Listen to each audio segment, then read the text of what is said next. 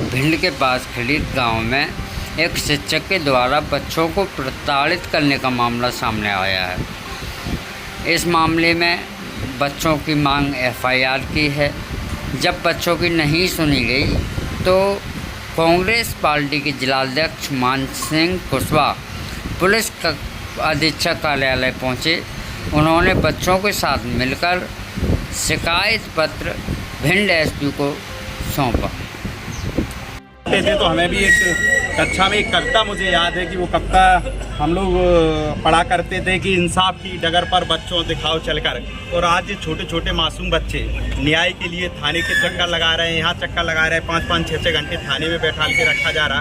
उन्हें पीड़ित बच्चों के साथ न्याय नहीं हो रहा। इससे बड़ा दुर्भाग्य का विषय क्या हो सकता है। इसलिए मेरा आपसे अनुरोध है साहब, जो बच्चों के साथ जो आपसे उम्मीद की गुहार लेकर आपके पास आए हैं, तो निश्चित तौर पर कांग्रेस पार्टी की समस्या नहीं है, जो पीड़ित बच्चों की समस्या है। हम सब लोग इनके साथ खड़े हैं। और जो मैं मानता हूं केवल मैं नहीं, भावनात्मक रूप से पूरे ज़िले के लोग और आप सबकी भावनाएं भी इन बच्चों के साथ निश्चित तौर पर जुड़ी हुई होंगी। और अगर मैं तो चाहता हूं कि ऐसे अधिकारियों के विरुद्ध ऐसी कार्रवाई हो कि भविष्य में कोई ऐसा कृत्य करे ना। क्या है, शिक्षक का मामला था तो थोड़ा सा उसमें रखा, विवेचना में रखा। उसमें नए कानून में नियम भी है कि अगर आप 14 दिन तक उसको देख सकते हो, तो क्योंकि एक शिक्षक का एक सरकारी कर्मचारी का था। ठीक है, लेकिन साहब फिर भी टीआई ने जिस तरीके से इन्हें बुलाया, फिर बच्चों को तो बुलाने का नियम नहीं, हाँ, तो उस तरीके से बैठा के रखा। तो मैं केवल इतना ही चाहता हूँ कि ऐसे अधिकारियों को भी इतना निर्देशित कर दिया जाए कि जी देखो तो कि नाबालिग बच्चों को इस तरीके से बैठा के रखेंगे, उनकी मेंटलिटी पे क्या असर पड़ेगा कि हम थाने जा रहे हैं, हम यहाँ जा रहे हैं, और बताओ उसके बाद भी हमें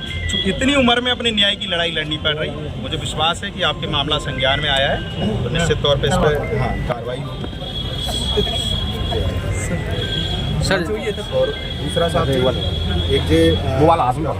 नहीं नीचे तो हो गया, मानसी भैया क्षेत्र का मामला है। नाबालिग बच्ची है और उसे घर से मतलब कुछ लोग अपहरण करके ले गए हैं, और लगातार उसके नाम पता है, सब कुछ पता है, लोकेशन पता होने के बावजूद भी अभी तक उसकी वो नहीं हो पाई। कि मेरा विशेष रूप से अनुरोध दोनों मामलों। ठीक है सर।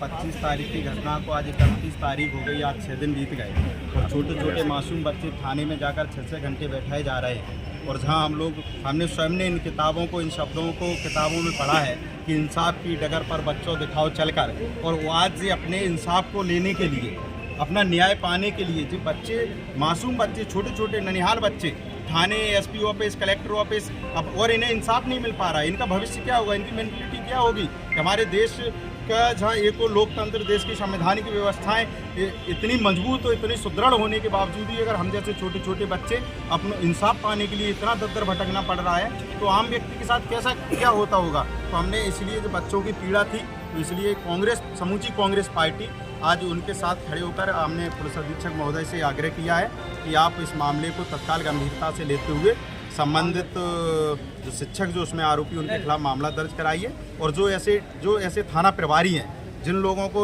मासूम बच्चों पर भी दर्द नहीं आता, तो ऐसे अधिकारियों को कम से कम हिदायत दी जाए कि आगे भविष्य में ऐसी कभी पुनरावृत्ति ना हो, ऐसे मामलों को तत्काल गंभीरता से सुना जाए।